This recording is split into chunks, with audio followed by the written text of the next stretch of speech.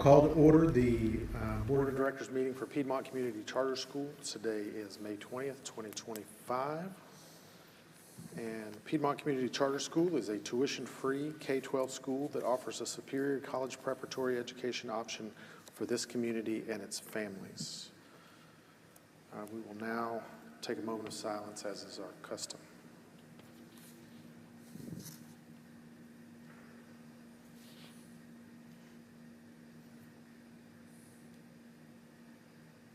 Thank you. Item number 3 on the agenda is public comment. Is there anyone signed up for public comment? No, sir. Thank you. Item number 4 is awards and recognition. Good evening, everybody. We have some exciting things going on.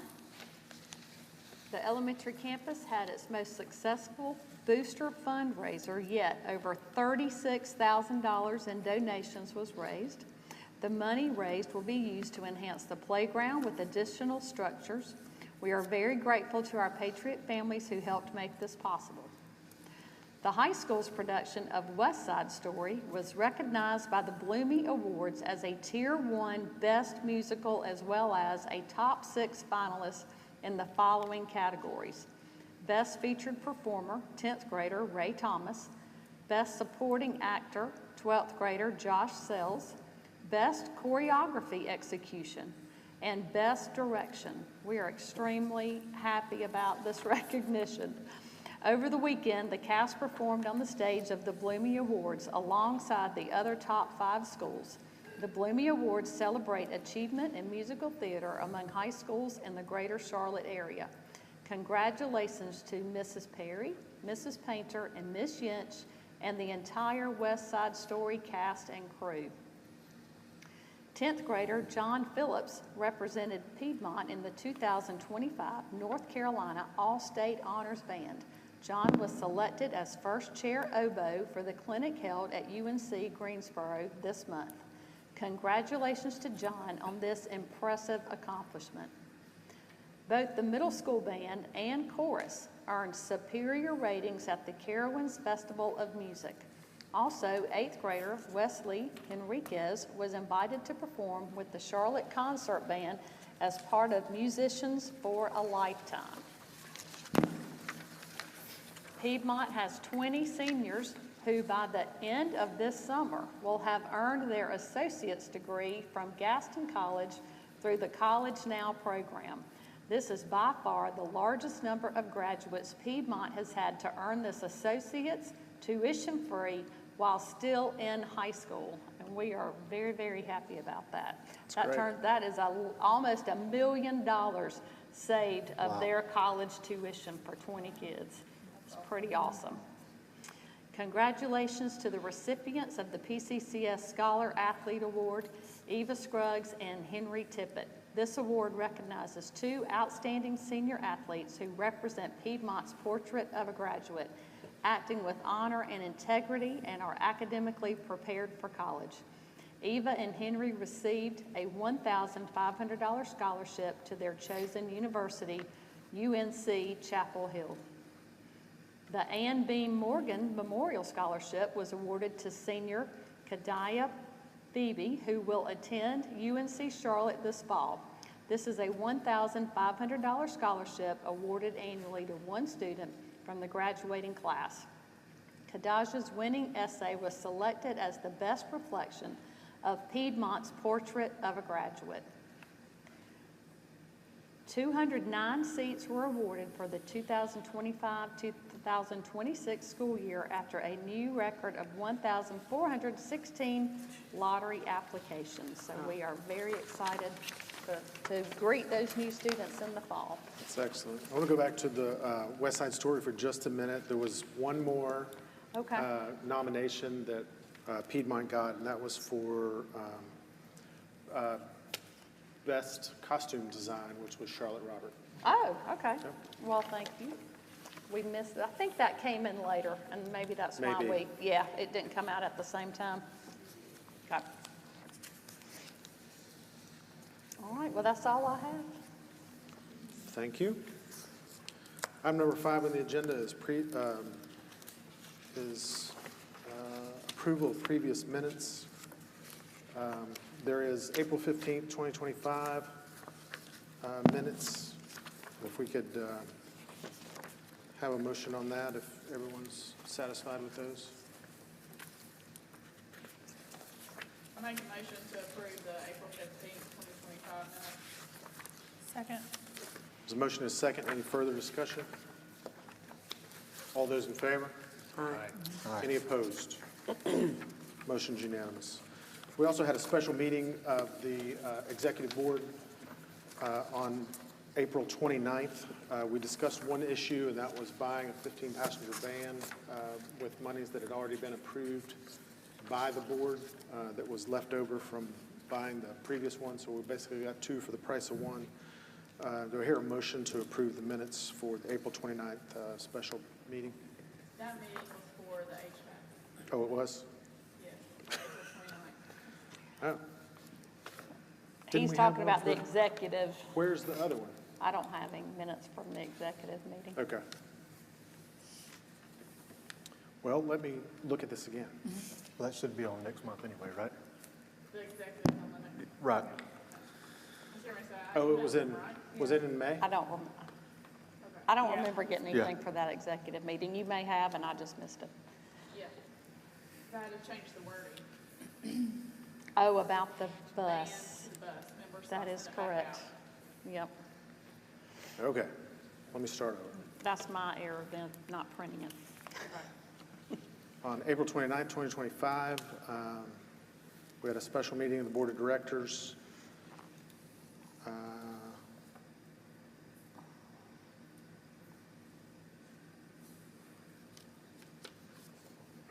This was to replace an existing 20-ton unit for a new 24-ton unit, HVAC unit that is, at the elementary school. The total price of $148,620. Do I hear a motion to approve these minutes? I make a motion, we approve the April 29th special board meeting. Second. Motion is second. Any further discussion? All those in favor? Aye. Any opposed? Motion's unanimous. Item number 6 is reports, and A on item number 6 is the Treasurer and Finance Committee report. Thank you very much. I'm going to start with the budget report for April 1st to the 30th. Our month-to-date state revenue, $2,266,480.14. Total local revenue, $79,504.76. Total federal revenue, $138,279.88. Total fund balance appropriate, $261,401, leaves total revenue for the month of $1,745,665.78. Against total expenses of $1,870,730.20, leaves a net deficit for the month, $125,064.42. That was largely in part of one of our local payments received on May 1st instead of April 30th, so you'll see that reflective next month. Total of the other income, $5,484.46. Total other expenses of $3,758.72. Leaves a net surplus after investment, $123,338.68. And just to the right of that, you'll see the year-to-date of a surplus of $689,255.33 so far. Any questions on the budget report for April? All right, on the next page, surplus and cash report.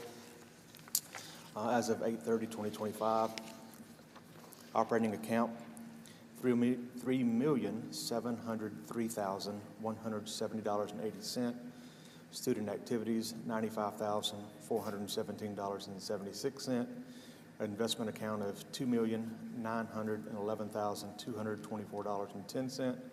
Petty cash of $1,000 leaves total of $6,710,812.66.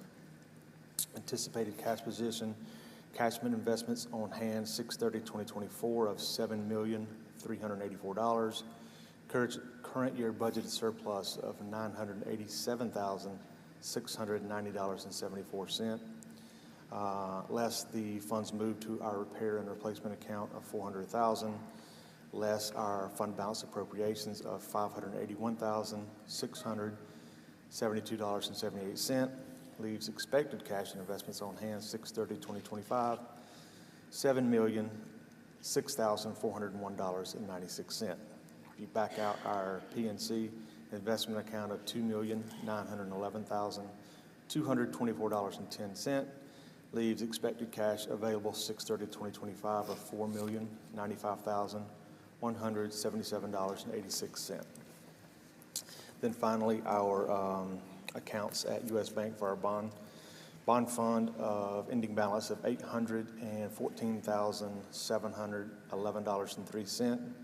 Debt service reserve fund, $1,794,029.74. And then our repair and replacement account of $351,400.53. Leaves total funds held at U.S. Bank, $2,960,141.30. Questions on the surplus and cash report?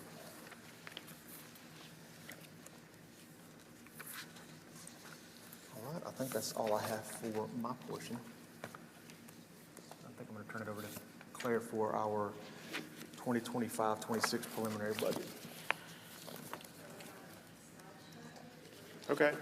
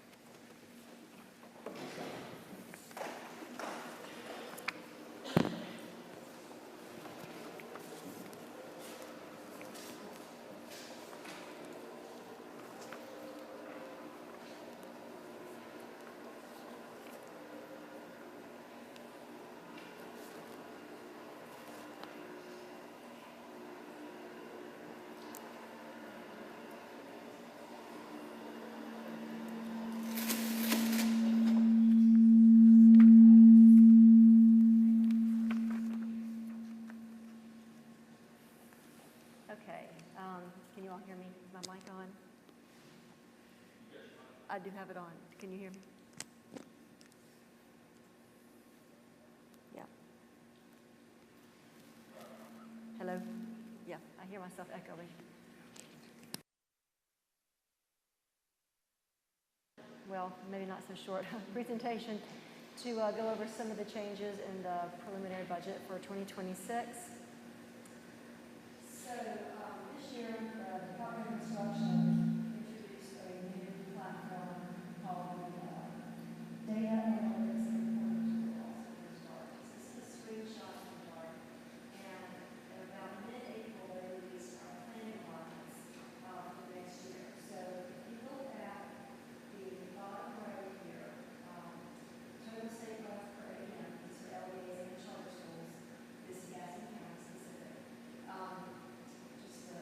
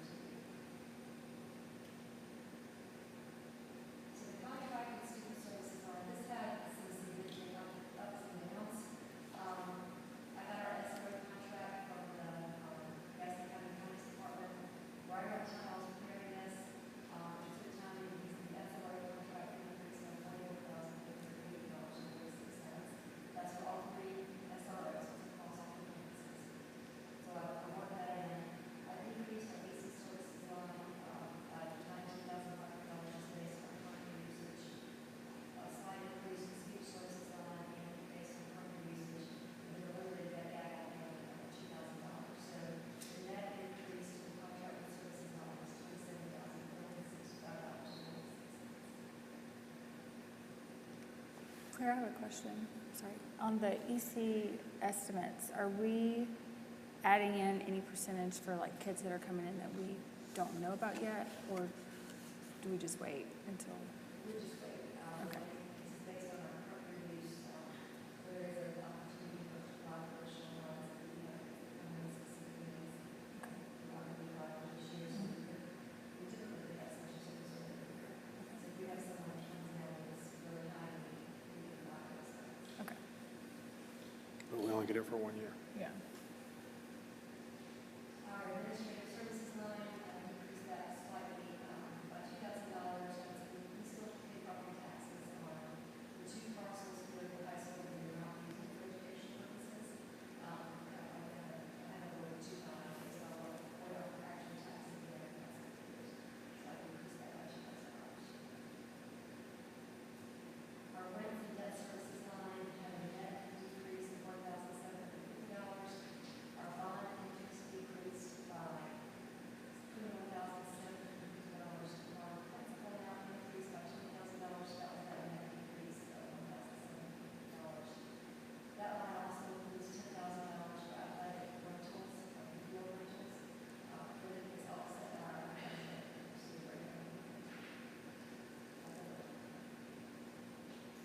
The facilities line, I increased that one rather significantly. We know the school city grant expenses, because they're all included and we don't have those expenses anymore.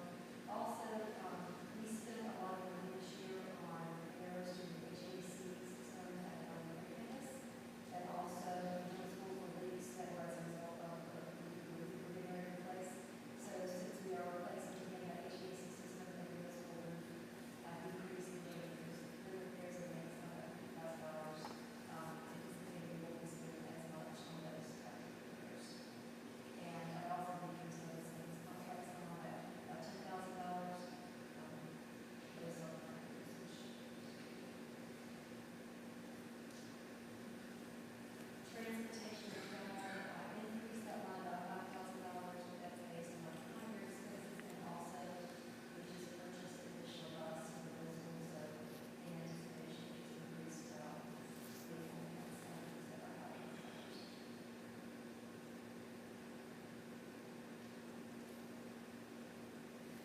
Our capitalized expenses line, I would set that to zero. I think we put that at zero at the beginning of the year. Most of our capitalized expenses are fund balance expenses. We take out our fund balance and report those as other expenses. And the smaller ones, I just pull those out of the regular business line. So I should set that back as zero. So other lines with no changes for staff development, our insurances are currently our rules plan, our utilities line, and our nutrition, those lines have no changes. So that brings us to our projected surplus of $102,550 in price. We had a decrease in the current year surplus of $585,000, about $90.19, but we will still be out of that Swiss coverage ratio. Requirements are 1.22. That's down from our projected coverage ratio this year, 1.551. And then our days cash on hand projection is 107.7 days. And that's actually an increase over our projection for this year, but that's because we are assuming no fund balance appropriations at all for next year. It's the whole surplus of $402,000 will go into our cash investment fund. And that's all I've got. Any questions while we're still here?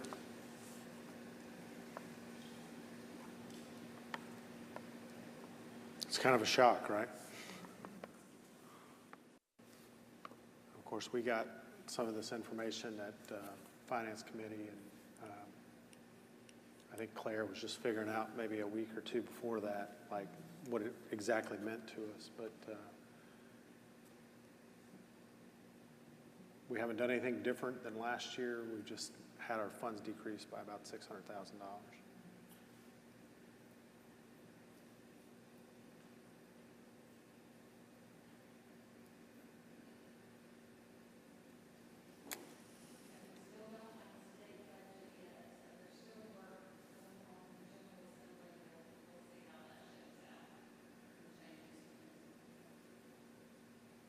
Yeah, I mean, there's every possibility that those allotments, those planning allotments will change during the next legislative session, but,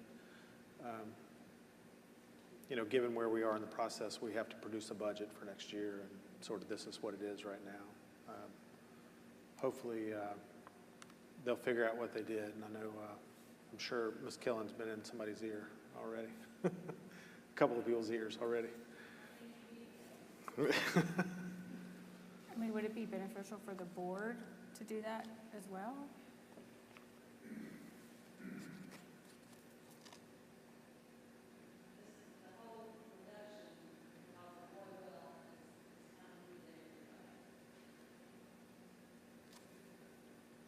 Yeah, so, Claire, I don't think that I have, I understand that they took what was a standalone allotment and put it under our ADM number. But then there was another line with the $33,000 that was for the low wealth. That was, the low wealth was not, didn't cause them to put that, the bigger two allotment numbers, the salary allotment numbers, under the ADM, right? Right, so that low wealth supplemental funding was just, it was a non-recurring standalone allotment that we got after they finalized the budget, and sometimes when they have not appropriated everything, they'll distribute it to the different LEAs. So that was the $33,658 that we got. But that was really only $33,000, right? That was only $33,000. The The- big one was the The big 500,000. move was taking the salary allotments that were standalone before and Yes. putting them under our ADM number, and then the ADM number was relatively flat. I mean, it was changed by $30-something, right? Yes, yes. Yeah. That ADM number, it also includes a low wealth calculation as well. And so that's where we saw that huge reduction. All right, now say that part again. Like inside the ADM number is a low wealth calculation that bumps our ADM number up Yes, when we're under the low wealth category. correct. When they take us out of the low wealth category, our number comes down slightly. Yes. So if you look at this number here, this was last year's number, 560,966. This is what they're projecting for the 25-26 year. And that's included in that per pupil amount. But those two numbers don't equal each other, right? No. Because there was also an increase, like, it's sort of like our ADM went from, let's say last year was 100, it went down to 75, and then they did an increase up to like 85. So Right. that some of that moving the salary allotment under our ADM number was hidden by Yes, the increase. that's right. So in their mind, they've given us an increase, but with us coming out of the low wealth category, we've basically lost all that money and more. That's right. Yeah. Yes, they've moved one thing under but taken something else out. Yeah. Yeah.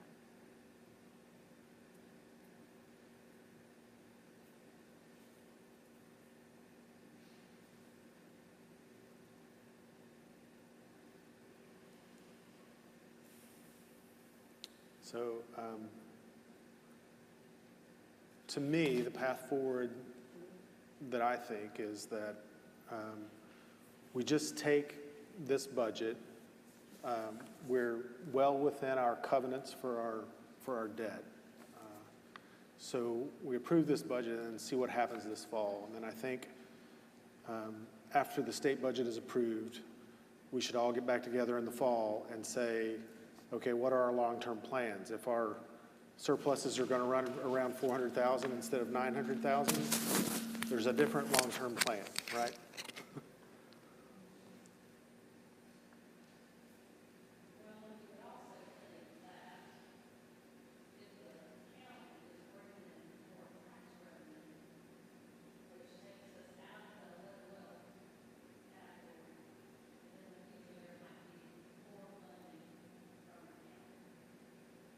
Might be. You would hope.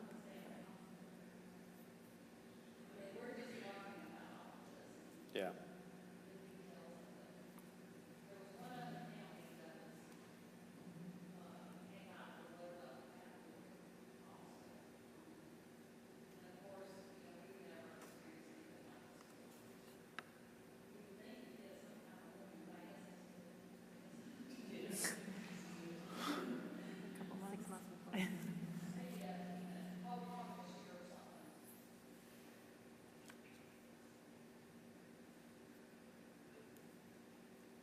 Any more questions before we go back up to the table?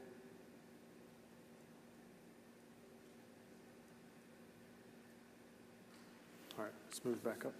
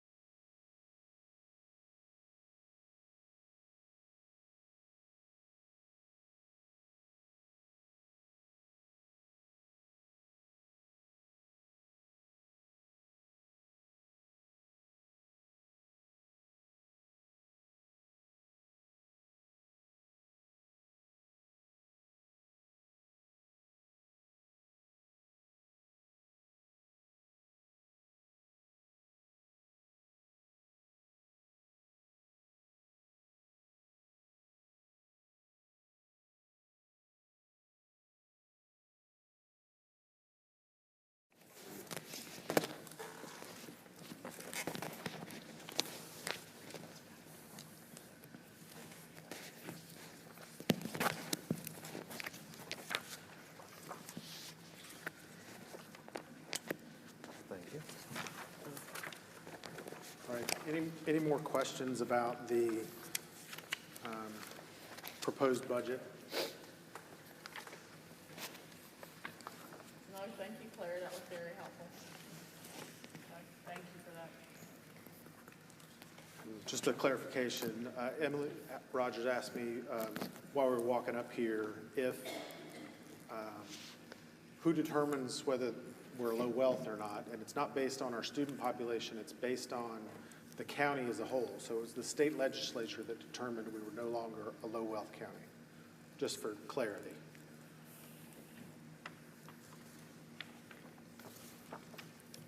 All right. Is there a motion to approve the proposed budget for next year? Of course, if things change substantially, we'll amend the budget in the fall. I move that we approve the 2025-2026 preliminary budget. Second. Motion is second. Any further discussion? All those in favor? Aye. Any opposed? Motion's unanimous. I'd like to add one, actually, I'm going to add two items to the agenda, and we'll take a vote on it. The first one is to approve the audit engagement letter under 6A, and then under 6D, I'd like to add the middle school foundation repair quotes and a vote on that. Can I get a motion to change the agenda? Make a motion to change the agenda per Michael's request. Second. Motion and a second. Any further discussion? All those in favor? Aye. Any opposed? Motion's unanimous. Given that, we'll move on to a discussion of the approval of the audit engagement letters.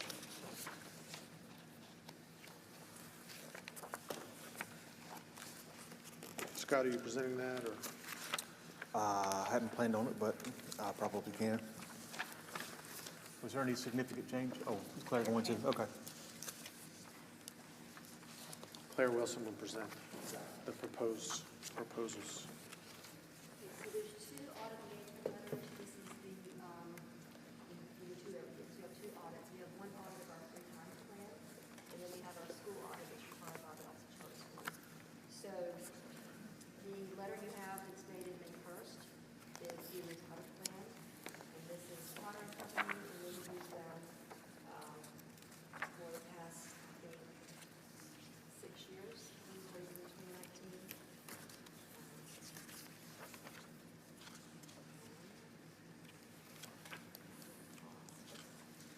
The cost is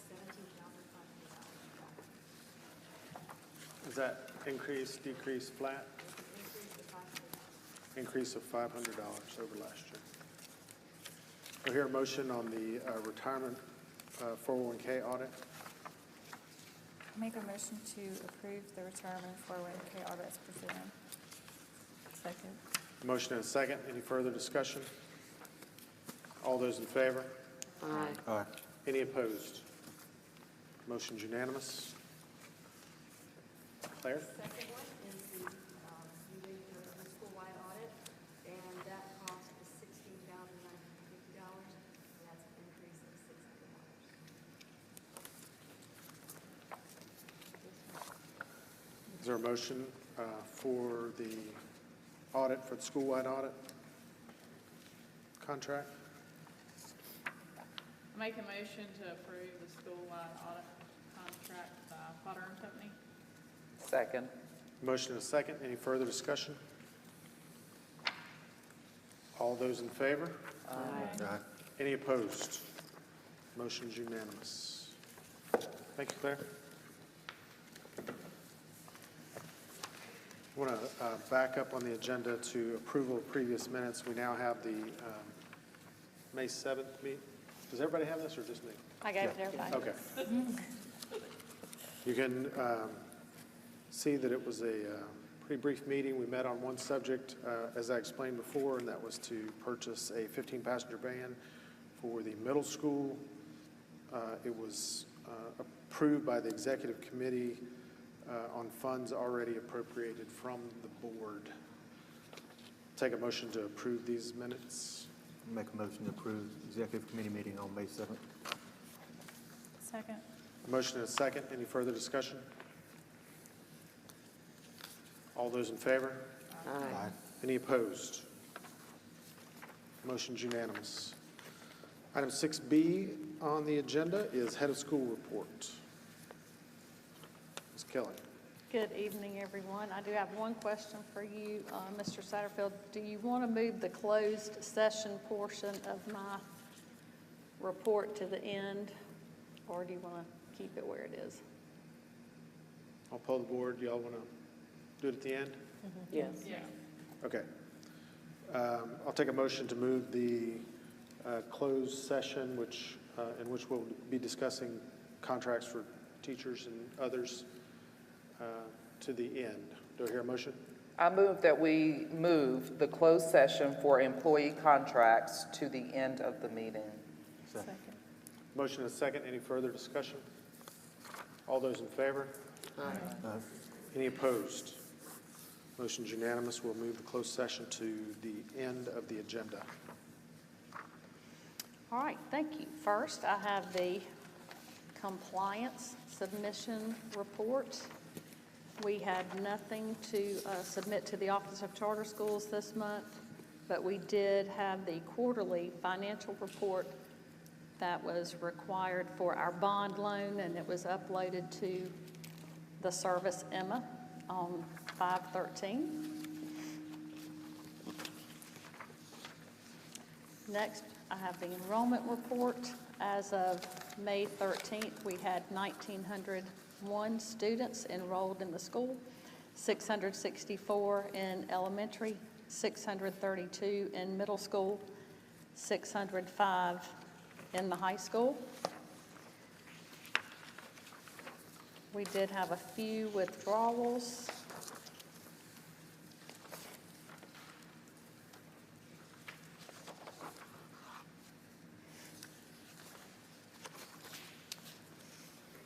And next, I have the contracts for our specialists that we contract with.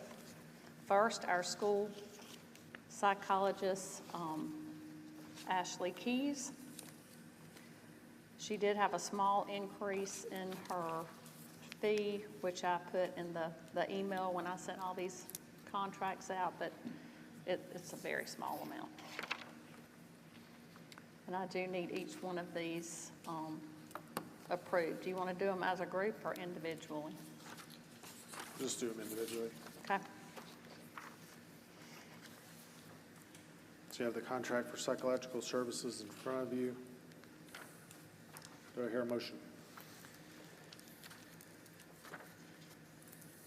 I move that we approve the key psychological services contract. Second. Motion is second. Any further discussion? All those in favor? Aye. Any opposed? Motion's unanimous. Right, next we have for our occupational therapy, speech therapy, and physical therapy. We work with a group called Pediatric Hands-On Therapy. And they too had a very small increase to their fee. And I would like to have your approval on that contract also. Do I hear a motion on the pediatric hands-on therapy? I make a motion, we approve the pediatric hands-on therapy quote increase as presented. Second. Motion is second. Any further discussion? All those in favor? Aye. Any opposed? Motion's unanimous. Thank you. Next, I have our speech language pathologist contract with Logan Carter. She too had a small increase.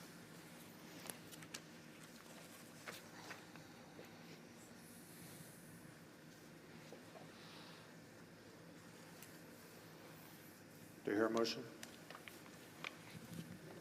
I make a motion, we approve Logan Carter's speech language pathology services per the contract presented. Second. Motion is second. Any further discussion?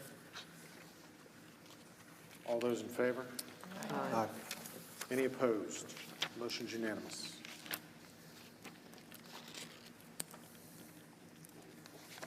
Thank you. And last in this list is our contract with Support Incorporated.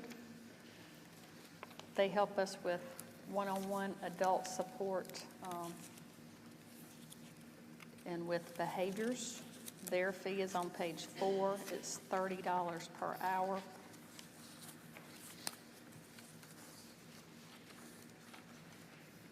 I did have our attorney, David Hostetler, review the entire contract. He made amendments and edits, and Support accepted those. So it's ready to go. And just for your reference, on that last page is a list of all of the training they give their adult support employees before they come to us.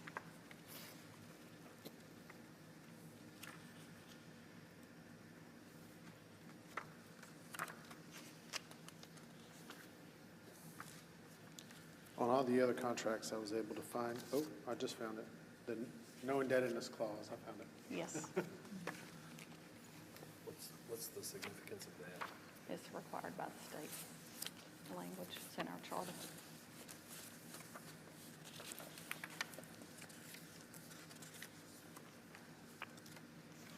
So for every contract that we sign, we have to have a no state indebtedness clause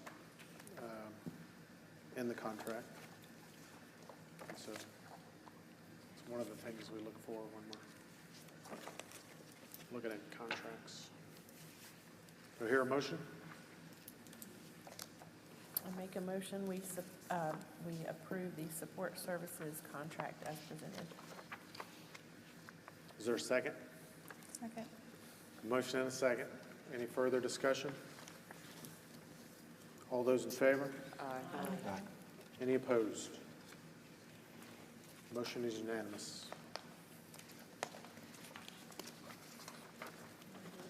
Thank you all very much. Next, I would like to invite Michael Stocks, our Chief Technology Officer, to come up and give us a technology update for the summer. Welcome, Mr. Stocks. Can you hear me? Yeah. Thank you. Yes, so this is going to be a big summer for IT. We ordered 750 Chromebooks to replace the Chromebooks here at the high school. Thank you to the quick action of the board, we were able to secure those before the tariffs came in and probably saved us about $75,000 on that project. Nice. They are in the U.S., they're in Minnesota, and they're going to ship on June the 2nd. So we should receive those that week or possibly the week next. So we'll be good to go. As Mr. Braswell has taken up the current Chromebooks, we're boxing them up, and a local recycler will be coming and taking them away. If they can get any value out of them, we might make a little bit of money back on that. But at least we don't have to deal with, because you can't just throw them in the trash. They have to be properly disposed of. Also, about every 5 years, E-rate we do a whole network replacement. So this is the year where we will be replacing every switch, network switch, every access point in all 3 campuses. This is a huge project. I don't have an exact date for when that work's going to begin. I received the first part of the shipment last week. We have contracted with a vendor to do all the work, but they have to get with me to configure the network and all of that stuff. I will keep people posted. There will be outages, just be aware, because we're talking about the whole internet taking it down. When we work in this building will be down. When we work in the elementary campus, it will be down.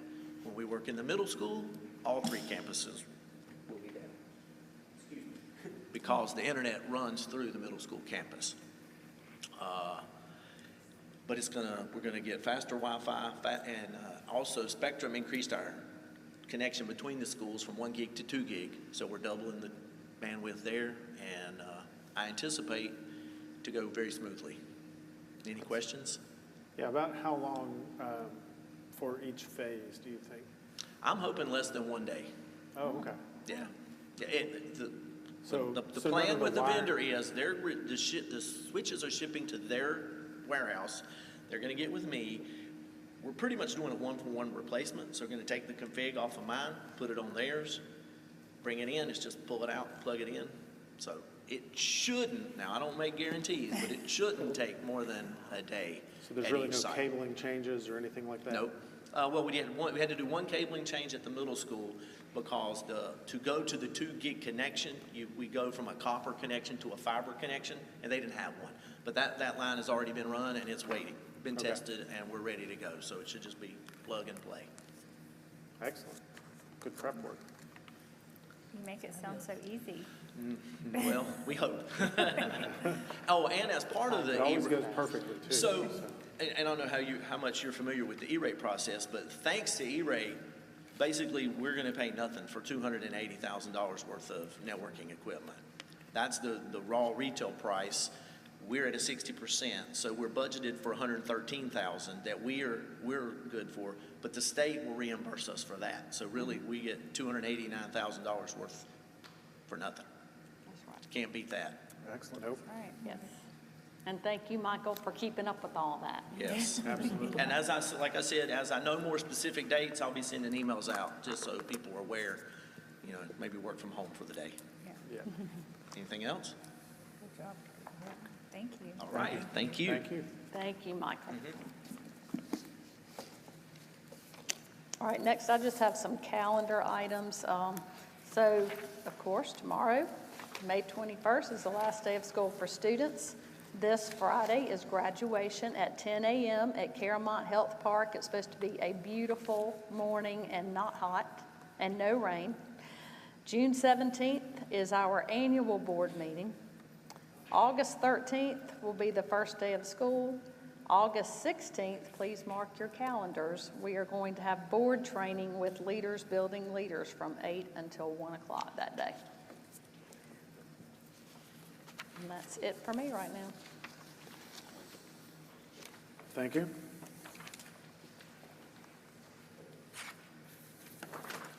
Item 6C on the agenda is Enrichment Committee. Ms. Yes, Lisa Larger. sir. Good evening, Board. The Enrichment Committee met Tuesday, May the 13th at noon. Jennifer Wyatt shared feedback from the Beginning Teachers Survey. 10 out of the 12 beginning teachers completed the survey. They were asked about the strengths, the benefits, the weaknesses, and how the Beginning Teachers program can be improved. Suggestions from the committee included that the beginner teachers meet more frequently, professional development in specific areas like classroom management, and have the beginning teachers observe other classrooms more frequently, and also have more one-on-one time with our iLeader consultants. After that, the administrators from all 3 campuses prepared presentations to compare the beginning of the year to the end of the year test data. In-class iReady check-ins and EOC data was broken down by subject and grade. Overall, there was growth in student proficiency that was seen from the beginning of the school year to the end of the school year. Questions? And I saw you. Yeah, Yeah. I was on there. I know. I got invited, so I went. That's right. Item 6C on the agenda is Athletics Committee. Athletics, no report, but I do want to thank the admin, the coaches, the teachers, and the athletes for an amazing year. So, thank you. Excellent. Item 6D on the agenda is the Facilities Committee.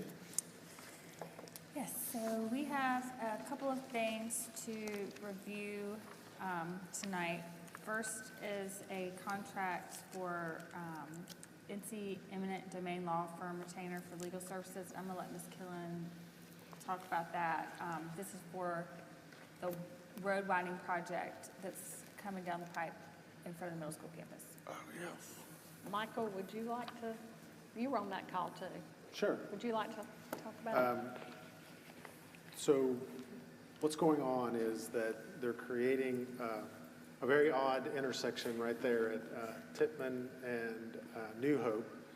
And so I forget the name of what it's called, but as they come around, they will close, what's it called? Super corridor? Is that what it Super is? corridor? I think, Yeah, maybe that's the name of the whole thing. But there's a particular type of intersection, and the road will actually widen there. We will lose one of our entrances at New Hope. So we've already reconfigured the traffic pattern there to accommodate for that change. So we're a little bit ahead of the game, but did these attorneys approach us, or did we approach them? I was actually at my Rotary Club meeting. They did a presentation, and I went up and talked to them after the meeting was over, and we set up the meeting. Right. So they came and talked to the Facilities Committee, I guess, and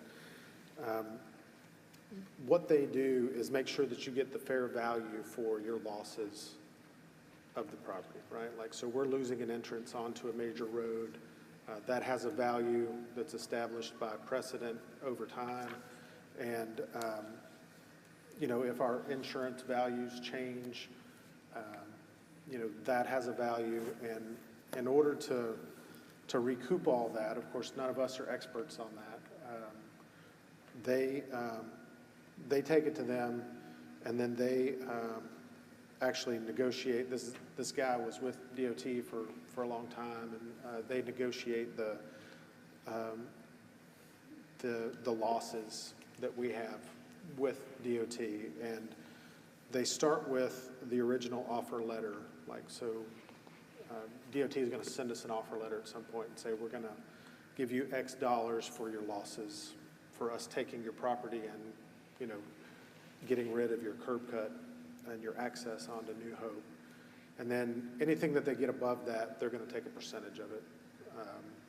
But we're going to get more. But they don't take a percentage of anything below the original offer from DOT.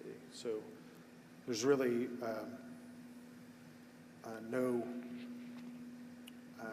no risk to us unless we want to go fight with DOT ourselves, which I don't think we do.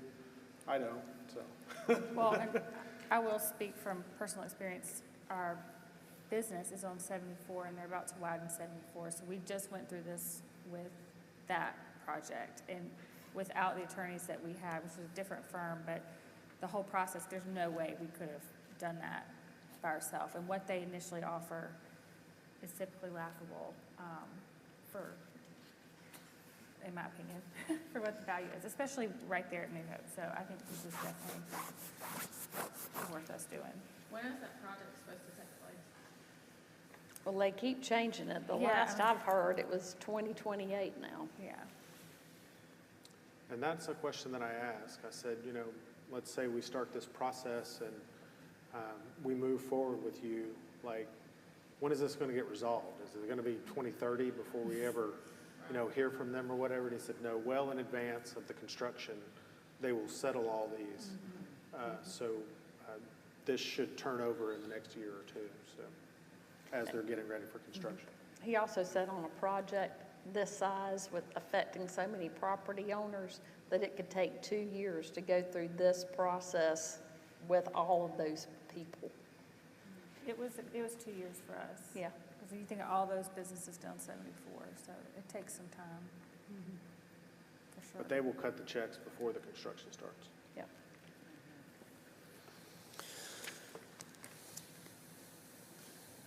Any other questions?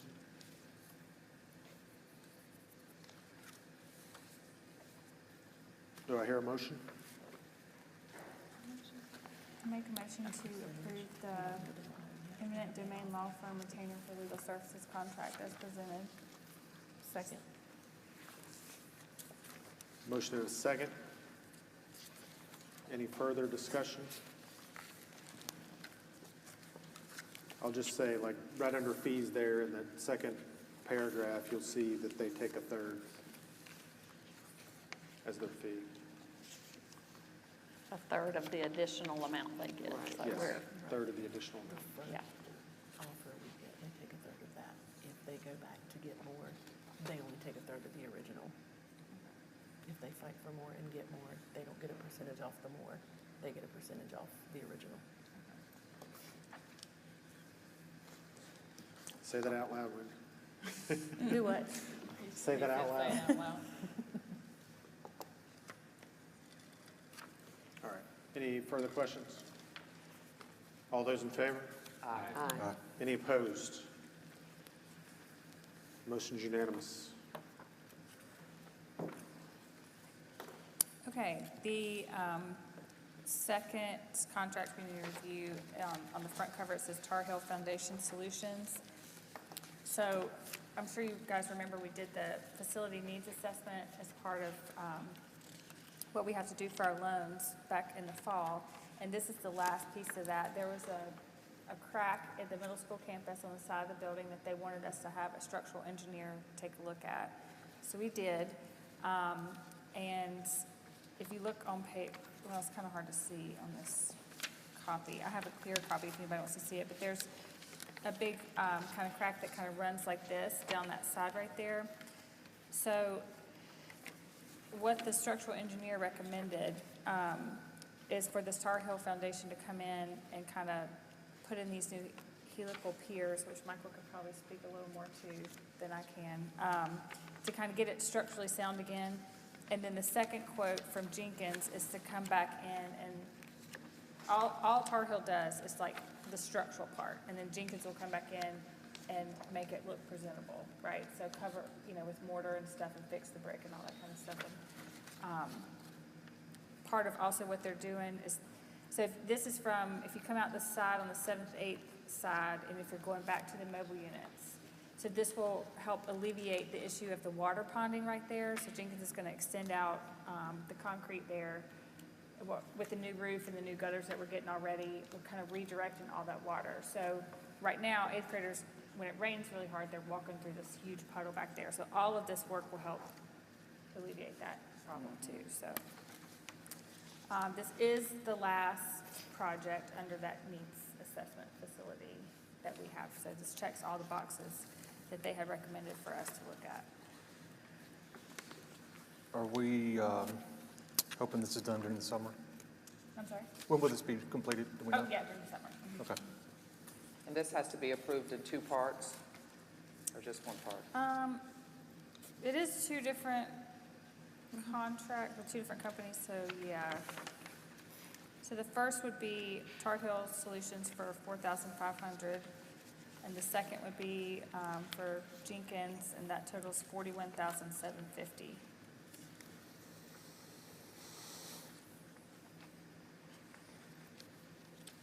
I make a motion, we approve the Tar Heel Foundation Solutions Second. contract. Motion and a second. Any further discussion on Tar Heel Foundation Solutions? All those in favor? Aye. Any opposed? Motion's unanimous. And I make a motion, we approve the John Jenkins contract as presented, quote as presented. Second. Motion and a second. Any further discussion? I will say, would you like to request that we add a contingency to that? Particularly the bigger one? Then I just realized, so we had the structural engineer come out earlier this year, kind of January, and I just noticed this quote is from February. Did we reach out to them, Ms. Gillen, to see if they would hold that? No. So I mean, we could add a contingency to include that in the price increase too. We've typically added about a 10% contingency to most projects that we've done. So I'll request that, or I'll ask if the person that made the motion would like to add a $5,000 contingency to the Jenkins that could be used with either contract. So 10% or 5,000? 5,000.